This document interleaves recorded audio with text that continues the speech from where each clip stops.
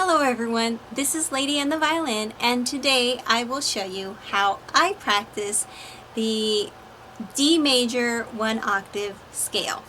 The D Major One Octave scale is a beginner scale that I learned after the A Major One Octave scale. You can learn them simultaneously as well because it's essentially almost the same, only you're playing it on different strings. So if you need a reference as to what the A Major One Octave scale is, I will leave a link below that will link to my video on the A Major One Octave scale and arpeggio. It's very detailed on how to play it. But for now, we will go over the D Major One Octave scale and its arpeggio. In order to learn and practice scales, you will need a perfectly tuned violin. Make sure all four strings are perfectly in pitch. You can do this by using a tuner or tune your violin against a piano. The second thing you will need is a tuner or any audio reference that will help you hit the right notes on the scale.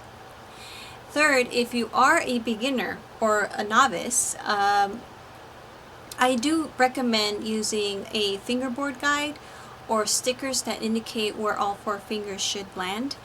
It's very helpful to have an indication where these notes are on the fingerboard when you're starting out. That way you have a quick start into playing some tunes on the violin and to practicing your scales.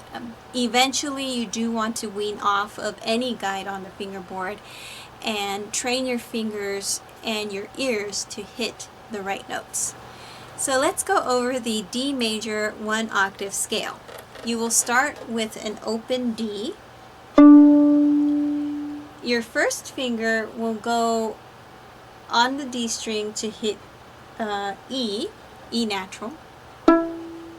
And then your second finger will hit F sharp, and it's a whole step down from the first finger, meaning there's going to be some space between the first and second finger. And this finger will hit F sharp. Third finger will hit G, and it's a half step down, meaning it's next to your third finger. And then you will hit an open A string. First finger on A to hit B, and then second finger down a whole step, just like on the D string, to hit C sharp. Third finger half step down to hit D. And that's your one octave D major scale. In the next example, I will show how I play the D major scale using only my first three fingers and long steady bows. And I will start on the count of 4. So here it goes. 1, 2, 3, and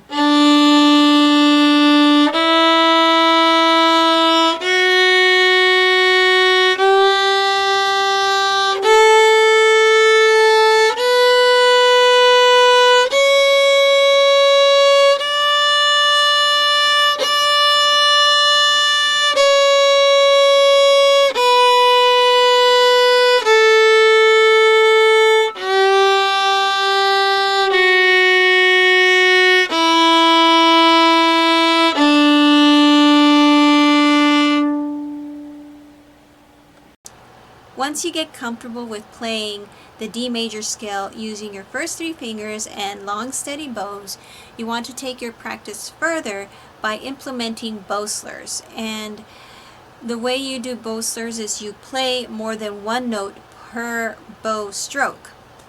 In the next example, I will show the D major scale played with bow slurs that cover 2 notes per bow stroke. So here it goes. 1, 2, 3, and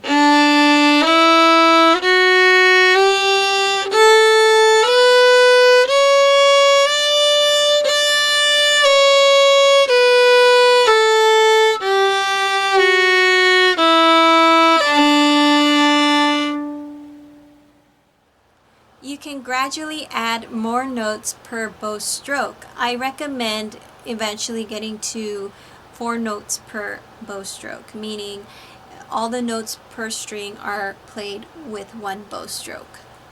But once you get comfortable with playing bow slurs in your D major scale using your first 3 fingers, you want to take your practice even further by adding your 4th finger. You do this by playing the open string notes. In this case, the open A will be played using your 4th finger on the D string. The way you do this is you play the notes as usual. You play open D, E, F, F sharp, G, and then from G you do a whole step down, and a whole step down from G is A.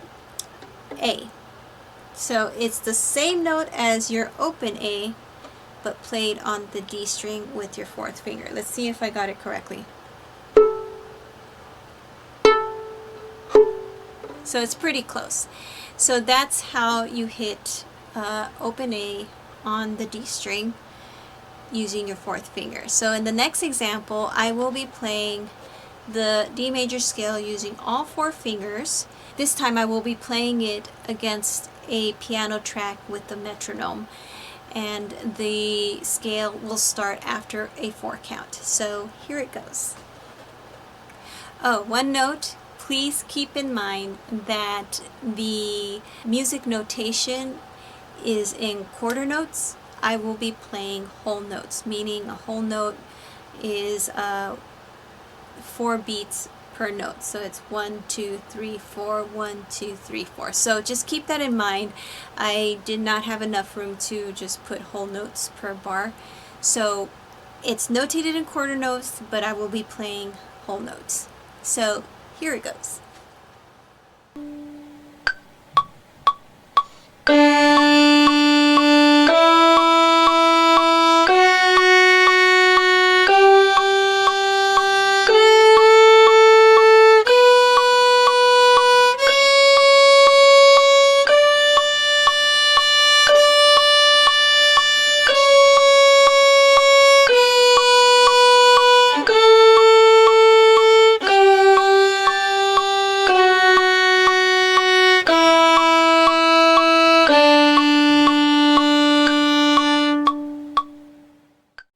It's also important to practice the arpeggio of every scale simultaneously, meaning when you learn the scale, learn its arpeggio as well.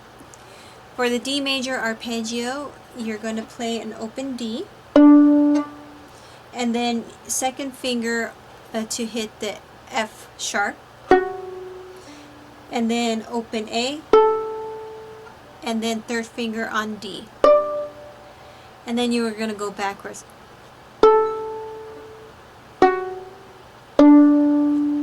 And again, always refer to a tuner or an audio reference to make sure you're hitting those notes right on pitch.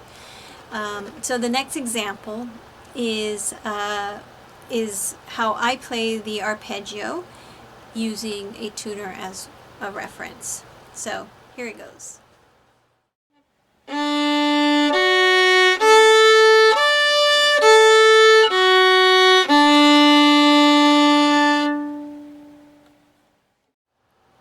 It's always important to practice your D major scale and arpeggios simultaneously. D major scale or any scale is good practice for intonation, and it's good to use as a warm-up before you play any piece that's in that note. And also it's good for practicing basic posture and bowing. The arpeggios are good for practicing your string crossings and finger dexterity. If you're interested in the background track for the D major 1 octave scale, I will have a link in the comments below so that you can download that MP3 file. If you have any comments or questions or suggestions, please leave a comment below. hit that like or subscribe button to see more videos like this one. And I thank you very much for watching. I hope this video has been very insightful, and I hope to see you next time. Thanks for watching. Bye.